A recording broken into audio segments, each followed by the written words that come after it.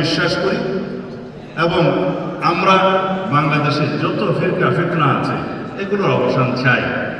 অবশ্যই আপনারা সম্মিলিতভাবে সেভাবে কাজ করবেন।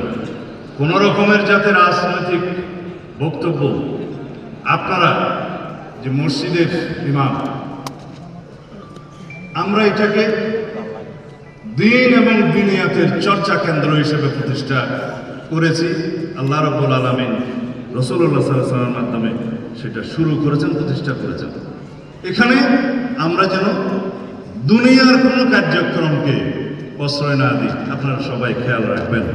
আমরা যেন মসজিদকে, ইমামদেরকে, খতিবদেরকে বিতর্কের ঊর্ধ্বে রাখি এবং থাকি, সেটা আপনারা মনোযোগ দেবেন। রাজনৈতিক চর্চার জন্য বহু কেন্দ্র আছে, যাতে কোনো বিতর্ক না হয় সেভাবে আপনারা দয়া করে এই বিষয়টা খেয়াল রাখবেন। আমরা বাংলাদেশের রাষ্ট্রের কাছে অনেক